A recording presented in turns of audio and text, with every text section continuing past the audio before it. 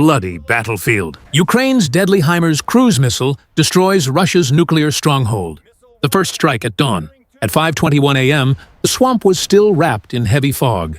The air cold and damp when a single Ukrainian HIMARS launcher roared to life. The ground shook as a $1-million rocket screamed off its rails, slicing through the mist and heading straight for the most dangerous target in Europe, a massive nuclear plant rising on the banks of the Dnipro River. In that instant, the 13-ton truck became the most hunted machine in Ukraine. Inside the cabin, the crew barely breathed. The only sounds were the pounding of the engine and the shrill warning from their onboard system. Russian counter-battery radar had already locked on. 8 minutes. That was all the time they had before a pair of Su-35 fighter jets would descend at Mach 2 and turn this swamp into a crater. How do you survive 8 minutes when death is flying toward you at twice the speed of sound? One of the soldiers muttered, his hands slick with sweat. The answer wasn't survival. It was deception. Already circling above, a reconnaissance drone prepared to release its hidden weapons. Tiny FPV drones, each no bigger than a child's toy, each carrying something far more dangerous than explosives, a $10 Raspberry Pi sensor, built to spy on Russia's billion-dollar defenses. The HIMARS truck barreled down a muddy trail, wheels spinning as the fog swallowed it whole. The hunt had begun. This was just the opening shot. And trust me, the story only gets more intense from here. Don't miss what comes next. Hit that subscribe button right now and tell me in the comments where in the world are you watching this battle unfold. Ghosts in the fog. At 5:22 a.m., alarms wailed across the Russian control room inside the nuclear plant. On radar screens, targets flashed in rapid succession. Every parameter screamed incoming missile except one. The electronic signature was laughably off. To the system, this wasn't a $1 million precision strike. It looked like a cheap Iranian drone. Slow, clumsy, the kind Russia had shot down hundreds of times before. That contradiction froze the network. For a few priceless seconds, one of the most advanced air defense systems in the world was paralyzed by confusion. Radar operators shouted, fingers hovering over the fire control panels, unable to decide if this was a lethal strike or just a decoy. Then Ukraine's opening act unfolded. High above, small reconnaissance drones were outfitted to jam enemy radar, while swarms of FPV kamikaze drones filled Theskis as bait. On Russian radar, the heavens suddenly erupted in chaos. Hundreds of ghost echoes appeared at once, the command screens drowning in clutter. The Panzer S-1 responded exactly as Ukraine intended. Its radar spun frantically for a lock, its computer brain seizing onto the brightest, biggest target in the digital snowstorm. A multi-million-dollar interceptor missile was launched, streaking upward through the fog. Its prey, nothing more than false echoes cast by decoy drones. In seconds, the interceptor found its target and detonated in a ball of fire. The operators relaxed slightly, believing they had stopped the attack. In truth, all they had done was waste a fortune chasing a $10 trick. The Predator awakens. The brief celebration inside Russia's control room didn't last long. At 5:23 a.m., another system came online. The S-400, the apex predator of Russia's air defenses. Unlike the Panzer, its powerful computers ignored the glittering distractions. Instead, they calculated cold, emotionless variables: speed, trajectory, altitude. The conclusion was chillingly clear. This wasn't a toy. This was a hostile ballistic strike.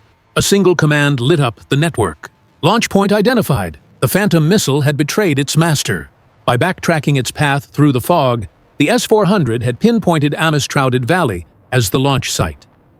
Within seconds, two Su-35 fighters roared off the runway, their afterburners tearing through the silence of dawn. Their mission was simple: erase the HIMARS and everyone inside. Estimated time to target: 8 minutes. Meanwhile, from a nearby airfield, a Mi-8 helicopter thundered upward, the finishing blow sent to ensure what the jets might miss. Back in the marshlands, the HIMARS crew had no idea death was already closing in. They focused only on escape. The 13-ton truck skimming through the mood at over 128 kilometers per hour.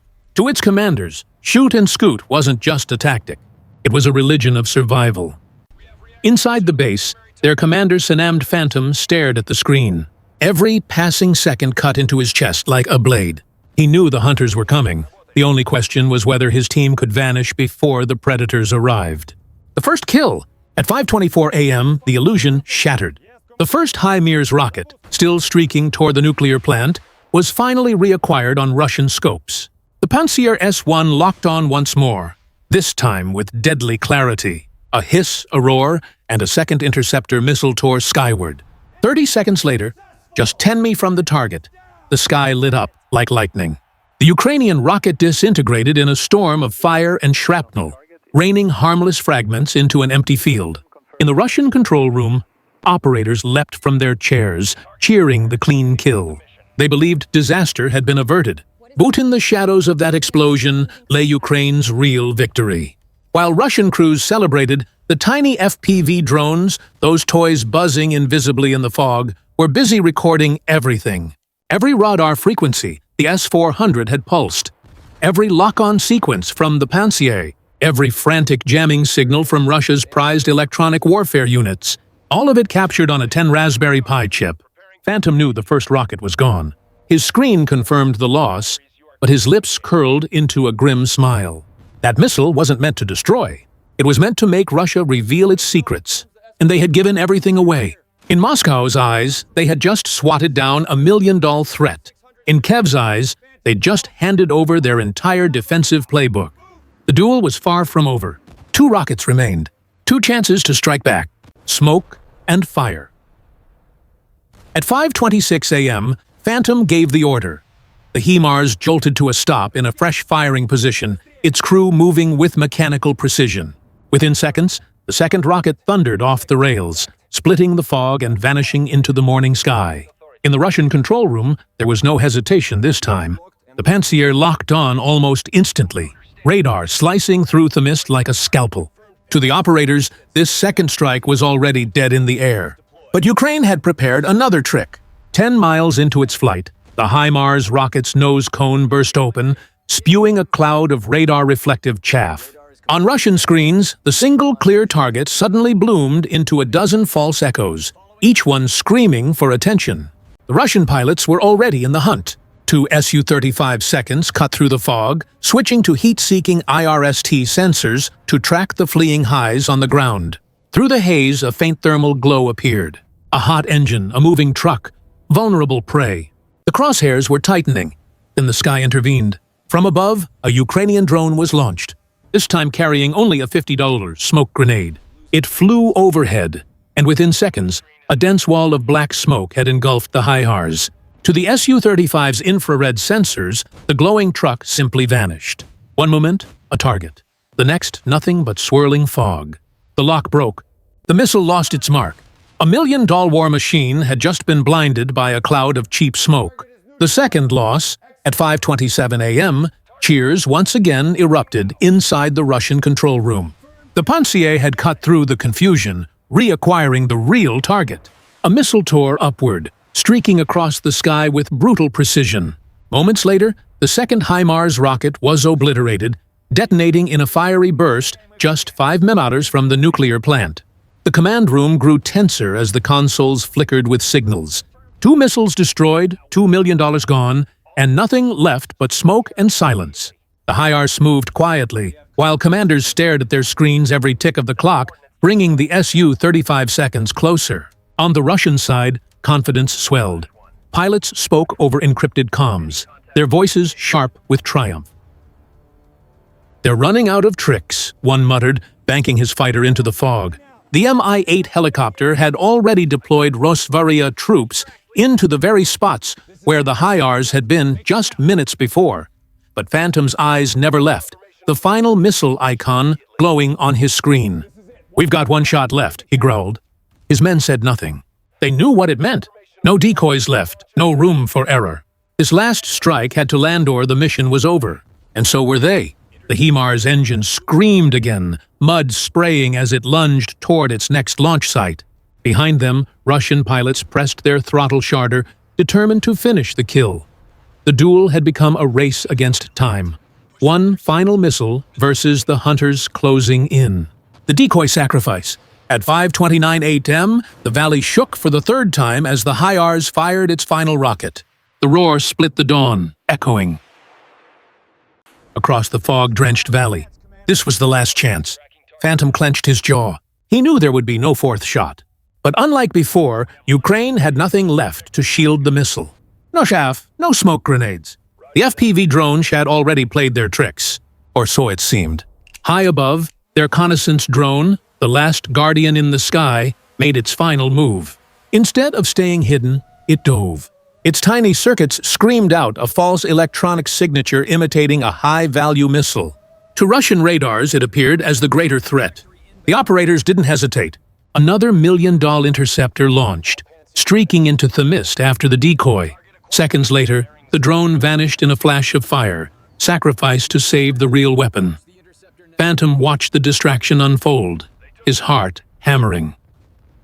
"Goodbye, old friend," he whispered under his breath. Meanwhile, the Su-35 pilots scoured the fog with IR sensors. One caught a faint glow, an engine trail, a shadow in the mist.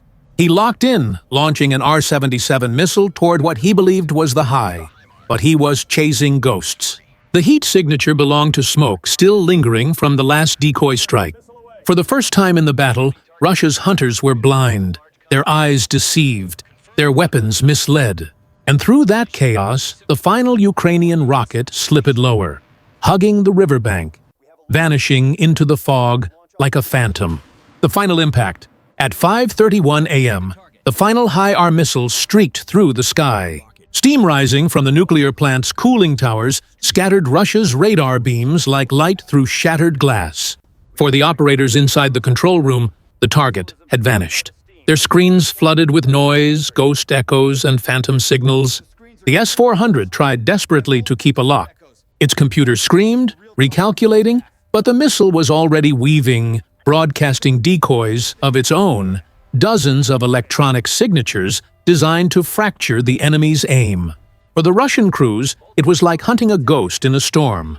Then, the inevitable. At 5:38 a.m., the missile arrived.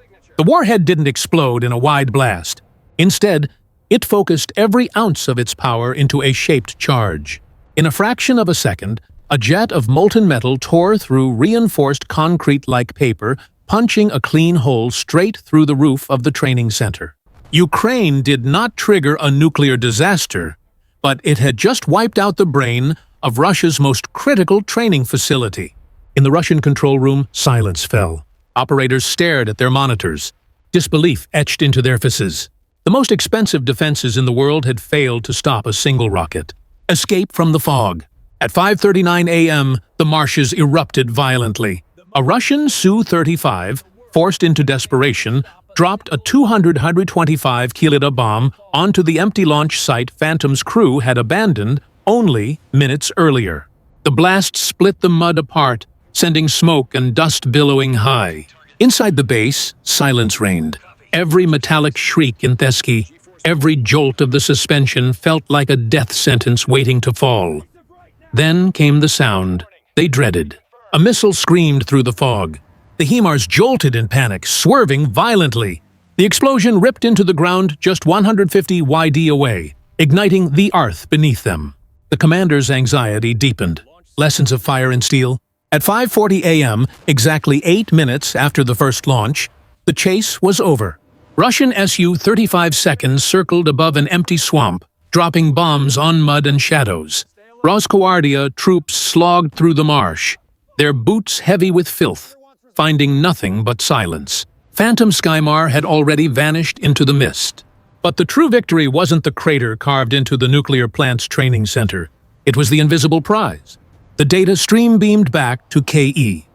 Every frequency broadcast by the S-400, every lock-on sequence from the Panzer, every jamming wave from the pursuit system had been reported by those disposable FPV drones. What Russia believed was a triumph was in reality a surrender of secrets. In the hands of Ukrainian engineers, that data would make the next missile 20% deadlier. The next drone 20% harder to detect. Phantom hadn't just survived, he had armed the future. The lesson was undeniable. Wars are no longer won by brute force alone. They are won by intelligence, by courage, by the ability to turn a $10 sensor into a weapon deadlier than steel. If you believe knowledge and resilience are stronger than fear and brute power, share this story. Don't forget to like, subscribe, and spread the word, because the next battle won't just be fought with rockets.